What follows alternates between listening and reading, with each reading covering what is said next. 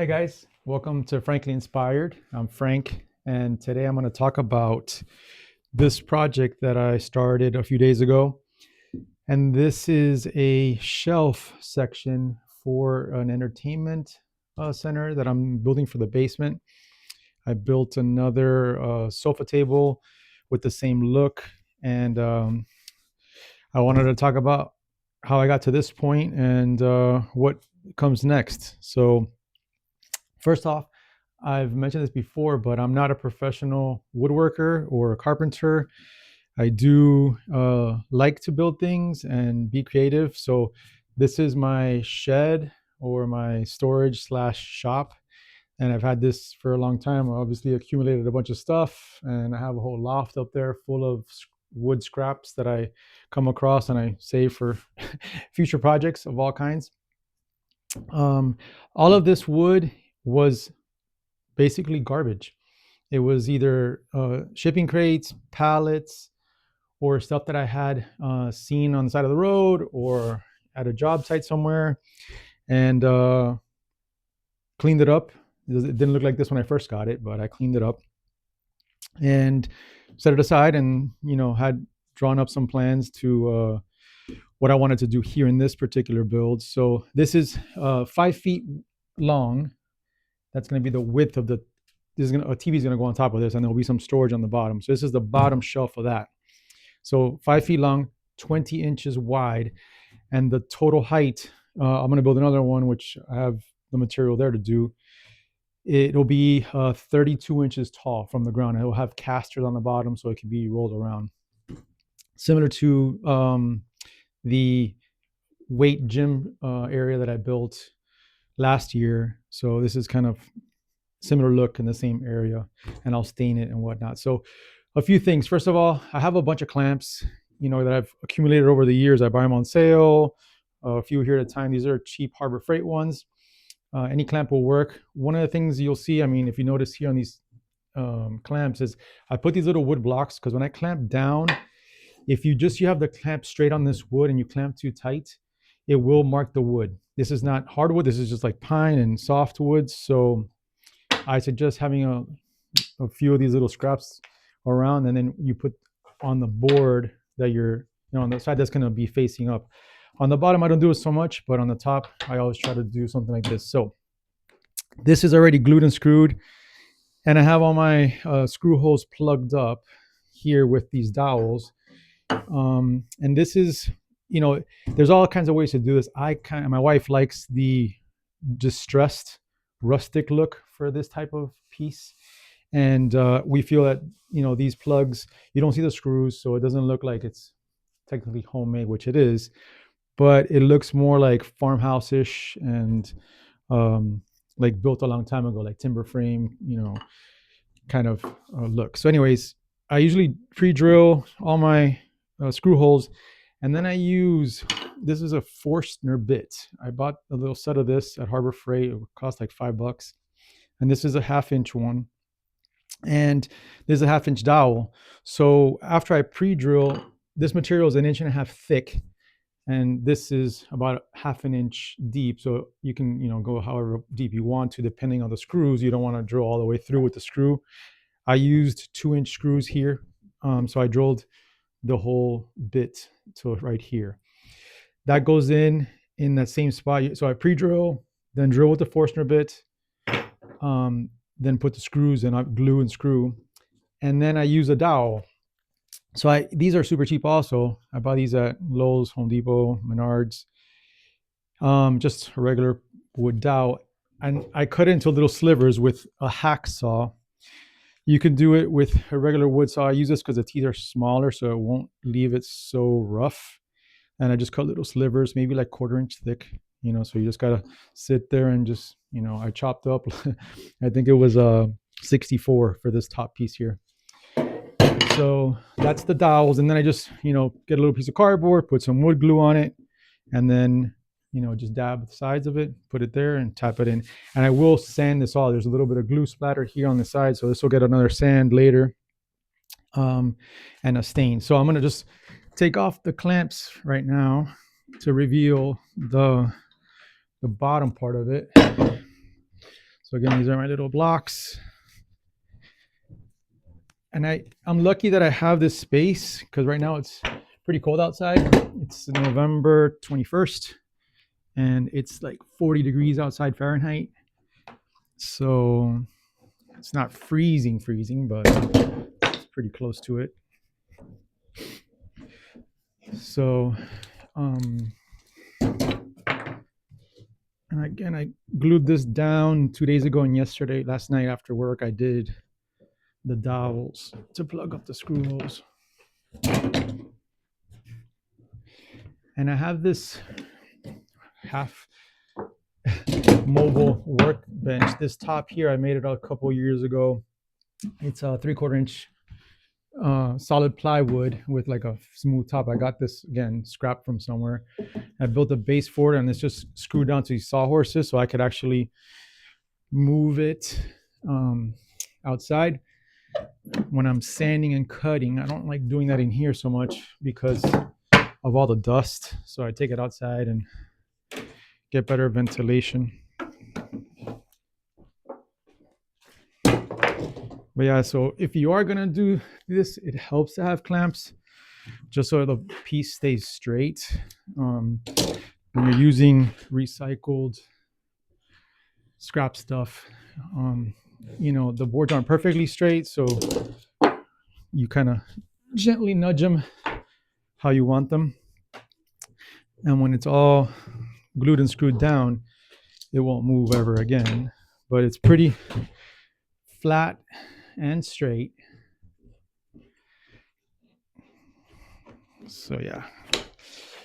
All right, so that's all the clamps are done. Also, I'm going to talk about this real quick. So these are 2x6s. I had to rip them down with a table saw to 5 inches because again, this is 20 inches wide. So they're not glued in between. They're just glued down to the frame. So here is what the frame looks like.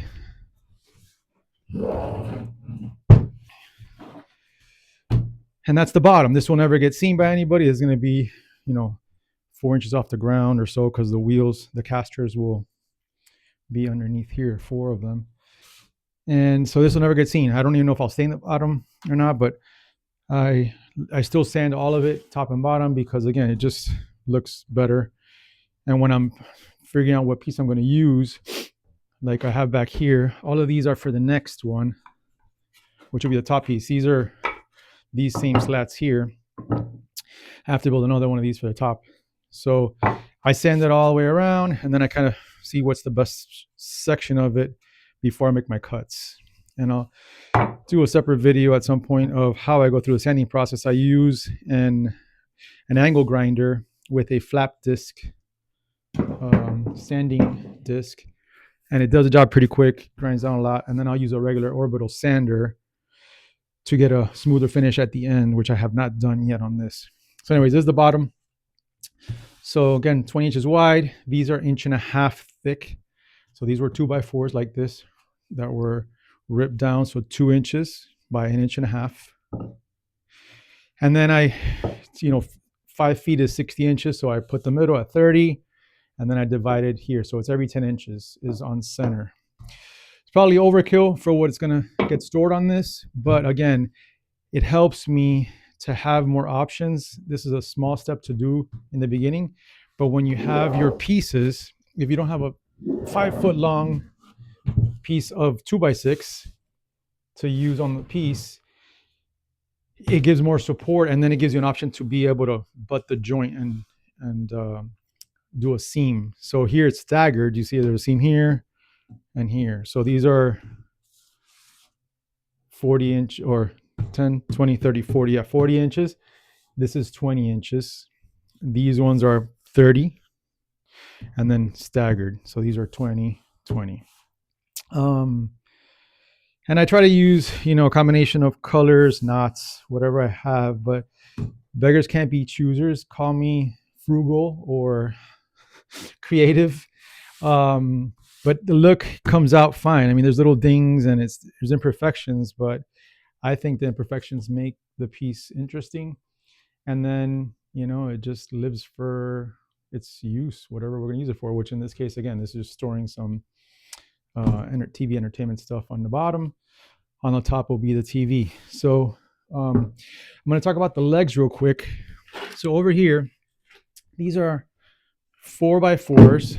These were most of these are not treated. None of this wood is treated. It's just plain lumber. These were probably skid or pallets, the bottom pieces that I got somewhere and cleaned them up. They didn't look like quite like this. So I have here for the two legs.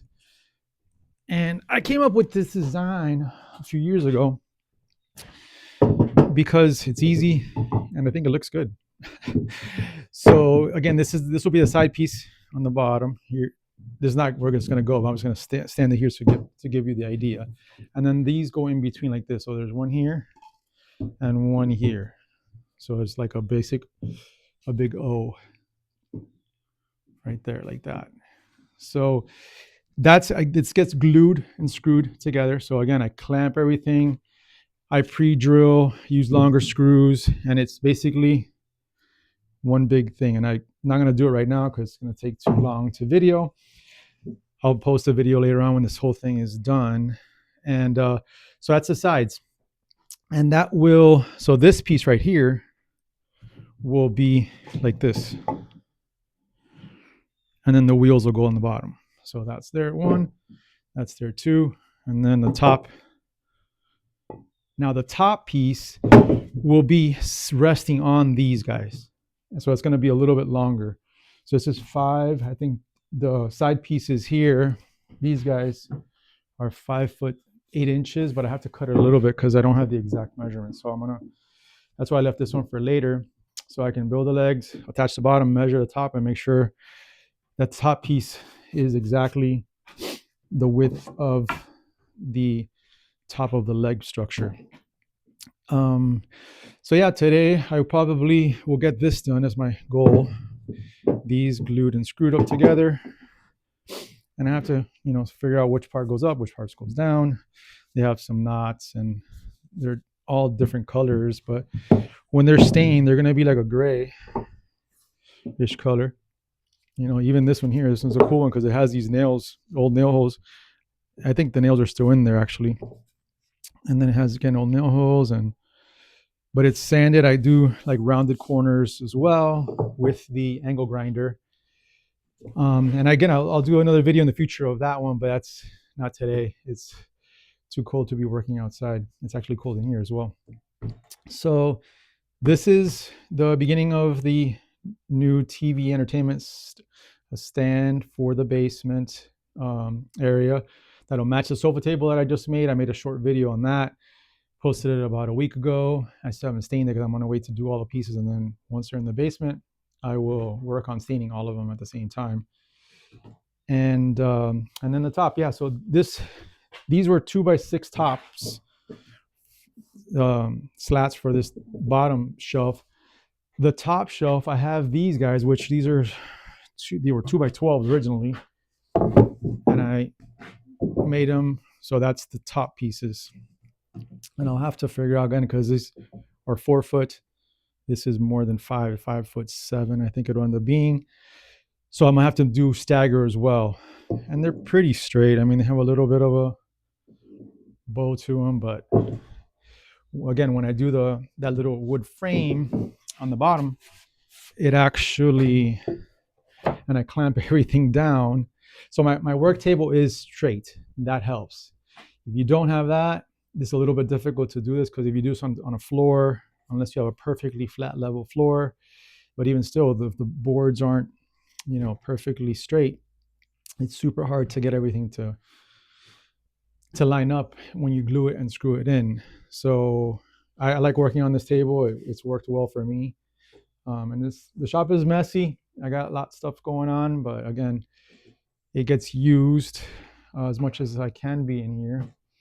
But I enjoy it. It's my therapy.